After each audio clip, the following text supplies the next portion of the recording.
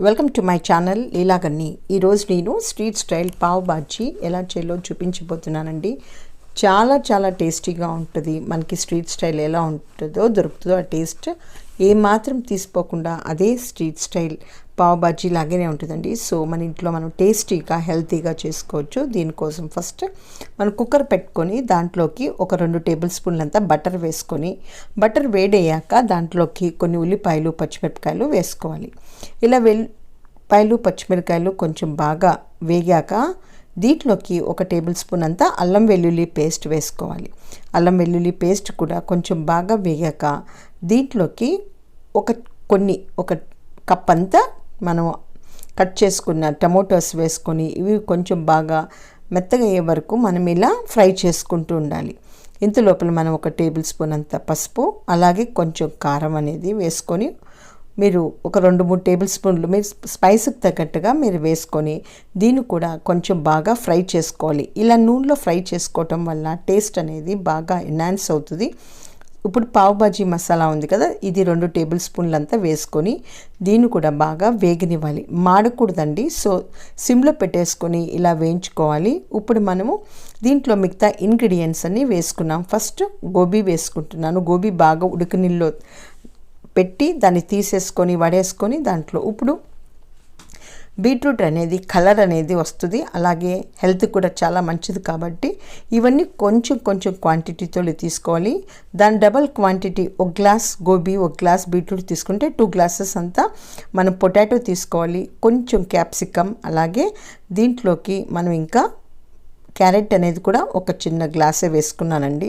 కొన్ని బఠానీలు కూడా కొంచెం ఎక్కువ వేసుకోవచ్చు. మన పొటాటోతో పాటు ఆరేషోతోనే మనము ఇలా బఠానీలు కూడా వేసుకొని ఇప్పుడు దీంట్లోకి టేస్ట్కి సరిపడంత సాల్ట్ వేసుకోవాలి. సో ఇవన్నీ బాగా ఒకసారి మిక్స్ చేసుకోవాలి. కొంచెం ఫస్ట్ వేడి సిమ్లోనే కొంచెం ఫ్రై చేసుకుంటే బాగా టేస్ట్ అనేది ఉంటుంది, లేకపోతే పచ్చివాసన రాకుండా ఉంటుందండి. సో ఫస్ట్ నూనెలో ఇలా ఒకసారి ఫ్రై చేసుకొని ఒక 2 మినిట్స్ దాకా అలా మనం తిప్పుకుంటే కింద మాడకుండా మనము దీన్ని ఫ్రై చేసుకోవచ్చు ఈ వెజిటేబుల్స్ అన్నీ. సో ఇప్పుడు మనం కొంచెం ఎక్కువగా కాకుండా కొంచెంగా నీళ్ళు పోసుకొని ఒక 2 గ్లాసులు చిన్న గ్లాసులంత నీళ్ళు పోసుకొని దీన్ని మనం సాఫ్ట్గా ఒక 5-6 విజిల్ వచ్చేదాకా మనం వేసుకుంటే సరిపోతుందండి. మనం 5-6 విజిల్ రావాలి దీనికి. ఇది ఎక్కువగా క్వాంటిటీ అవుతుందండి. సో మనం కొంచెం వేసుకుంటే సరిపోతుంది వెజిటేబుల్స్ అని. ఇప్పుడు నేను వేసిన క్వాంటిటీ అయితే కనీసం ఒక 6-7 మందికి వస్తుంది. సో మీరు చిన్న గ్లాస్తో మీరు వేసుకోవచ్చు. సో 5-6 విజిల్ అయ్యాక మనం ఇలా ఓపెన్ చేసుకుంటే కుక్కర్ని చూడండి ఎంత మెత్తగానియో. ఇప్పుడు నేను ఈ స్మాషర్తో ఇలా స్మాష్ చేస్తున్నాను. ఇది లేకపోతే మన ఇంట్లో పప్పు గుత్తి దొరుకుతుంది కదా, దాంతో కూడా మనం ఇలా స్మాష్ చేసుకొని మెత్తగా పేస్ట్గా వచ్చేలాగా చూడండి వీడియోలో చూపించిన మాదిరి మనం మెత్తగా పేస్ట్లా అయిపోవాలి. ఇలా పేస్ట్ అయిపోయాక మనము దీంట్లో ఉప్పు అనేది చెక్ చేసుకోండి. టేస్ట్కి మీరు కారం ఉప్పు అనేది చెక్ చేసుకొని దీంట్లో ఇప్పుడు వేసుకోవచ్చు. సో ఒకసారి నేను చూపించిన మాదిరి బాగా పేస్ట్ సరిపోతుందండి. ఇంత పేస్ట్ కావాలి. కొంచెం థిక్నెస్ అనేది ఎక్కువ ఉంటే కొన్ని వేడి నీళ్ళు అనేది పోసుకోవాలి. చల్లనీళ్ళు పోసుకోకూడదు, వేడి నీళ్ళు అనేది పోసుకోండి. దీంట్లోకి మీరు కన్సిస్టెన్సీని బట్టి వాటర్ అనేది మీరు అడ్జస్ట్ చేసుకోండి. ఇప్పుడు ఉప్పు సరిపోదు కాబట్టి నేను చెక్ చేసుకొని కొంచెం ఉప్పు అనేది వేసుకుంటున్నాను. ఇలా ఉప్పు చెక్ చేసుకొని మనం దీన్ని సిమ్లో పెట్టి ఇంకొక బర్నర్ పైన మనం ఒక బాండీ పెట్టి దాంట్లో కొంచెం ఆయిల్ అలాగే కొంచెం బటర్ అనేది వేసుకోవాలి. ఇలా బటర్ వేసుకోవటం వల్ల మంచి క్రీమీ టెక్స్చర్ అలాగే టేస్ట్ కూడా వస్తుందండి. సో బటర్ అనేది ఈ పావ్ బాజీకి అనేది ఎక్కువగా పడుతుంది. సో ఇలా బాగా బటర్ అంతా కరిగే వరకు ఉంచుకొని దీంట్లోకి కసూరి మెంతి అనేది బాగా ఇలా నలుపుకొని వేసుకోవాలి.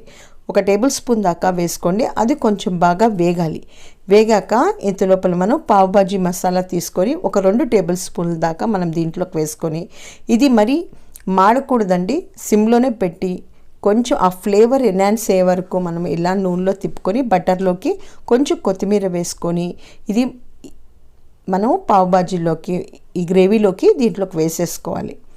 సో ఇలా వేసుకోవటం వల్ల ఎంత టేస్టీగా ఉంటుందంటే, సో ఇప్పుడు ఇలా వేసుకున్నాక ఒకసారి తిప్పేసుకొని మనం దీనిపైన కొత్తిమీర ఎలా జల్లుకోవాలండి.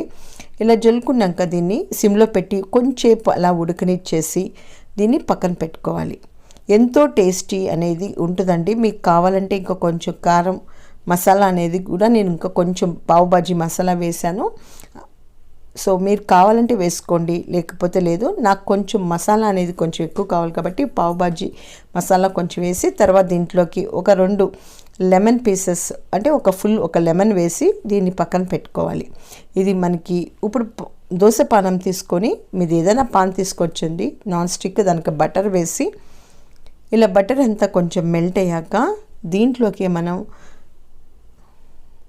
కొంచెం కొత్తిమీర అలాగే కొంచెం పావ్ బాజీ మసాలా వేసుకొని ఒకసారి మాడకుండా దీంట్లోని మన పావుని తీసుకొని ఇలా బ్రెడ్ పావు దొరుకుతుంది కండి బండ్లాగా పావు, దాన్ని తీసుకొని ఇలా 2 పక్కల మనం కొంచెంసేపు వేయించుకుంటే ఎంతో టేస్టీగా ఉండే ఈ pav bhaji restaurant style street style కూడా మనకి సరిపోతుందండి. ఎంత టేస్టీగా ఉంటుందో మీరు కూడా తప్పకుండా ట్రై చేయండి. అలాగే నా ఛానల్ ఫస్ట్ టైం చూస్తున్న వాళ్ళైతే తప్పకుండా సబ్స్క్రైబ్ చేసి లైక్ చేయండి. దీన్ని హాట్గా సర్వ్ చేసుకొని లెమన్తో ఉల్లిపాయలతో మనకి స్ట్రీట్ స్టైల్ టేస్ట్కి ఏమాత్రం తీసిపోదండి. మన ఇంట్లోనే మనం హెల్తీగా మన పిల్లలకి చేసి పెట్టచ్చు, ఎంతో టేస్టీగా ఉంటుందండి. సో తప్పకుండా నా వీడియో మీరు లైక్ చేసి అలాగే నన్ను సపోర్ట్ చేస్తూ ఉండండి.